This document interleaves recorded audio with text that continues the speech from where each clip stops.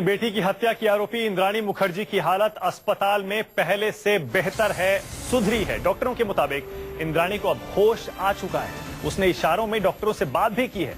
JJ अस्पताल के डॉक्टरों के मुताबिक इंद्राणी अब खतरे से बाहर है, लेकिन उसे अभी कुछ दिन डॉक्टरों की निगरानी में रखा जाएगा। यानी इंद्राणी मुखर्जी को अब होश आ चुका है।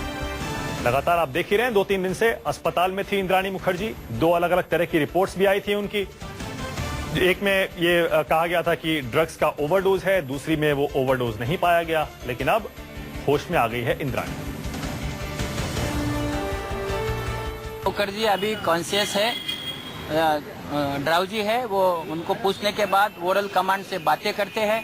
उन्होंने अभी उनको हमने पानी पीने को दिया है, वो उन्होंने लिया है और उनकी कंडीशन अच्छी है। हम उनको अगले 24 आवर्स टू 48 आवर्स ऑब्जर्व करने वाले हैं और ऑब्जर्व करने के बाद जो हमारे जो डॉक्टर फिजिशियन ट्रीट कर रहे हैं या साइकेट्रिस्ट ट्रीट कर रहे हैं, उनका ओपिनियन लेके बाद में हम उनको डिस्चार्ज करने वाले हैं। फॉरेंसिक की जो रिपोर्ट है एफएसएल की, दोनों अलग अलग है। फॉरेंसिक ये मुझे ऐसा लगता है कि ये 2 अलग अलग नहीं है, 2 अलग टेस्ट है।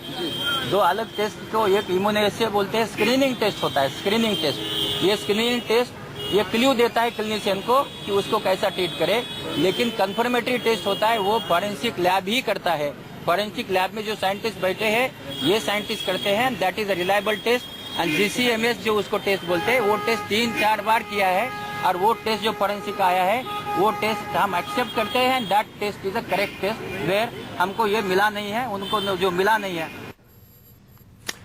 तो देख रहे हैं आप, डॉक्टर कह रहे हैं कि हम फोरेंसिक टेस्ट को मानते हैं, जिसमें यह कहा गया है कि ड्रग्स का कोई ओवरडोज नहीं था। इंद्रजीत सिंह हमारे संवाददाता मुंबई से जुड़ गए और जानकारी के साथ। इंद्रजीत, अब इंद्राणी को होश तो आ गया है, वो खतरे से बाहर है, लेकिन अभी तक क्या ये पता नहीं चल पाया इसका मतलब कि आखिर हुआ क्या था इंद्राणी को?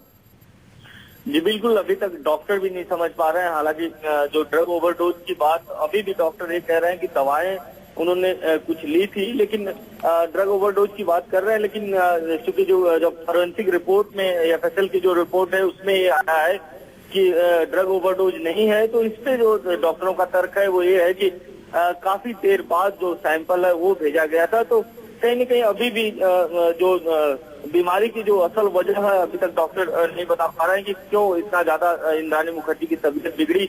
क्या ड्रग ओवरडोज के कारण या किसी ने उसको मारने की कोशिश की थी या कुछ ऐसी दवाएं अगर उसने कुछ ली थी जो बाद में टेस्ट में नहीं दिखा रही हैं, तो दवाएं कहाँ से आई, यही सब अभी तक जो डॉक्टर हैं, जो जांच टीम है, वो पता लगाने की कोशिश कर रही है। इस बीच खबर ये भी आ गई है कि उसको होश आ गया है और अब जो कंडीशन है उसमें सुधार हो रहा है। ठीक है, जो कंडीशन में सुधार होगा। ठीक है, इंद्रजीत, बहुत बहुत शुक्रिया इस जानकारी के लिए।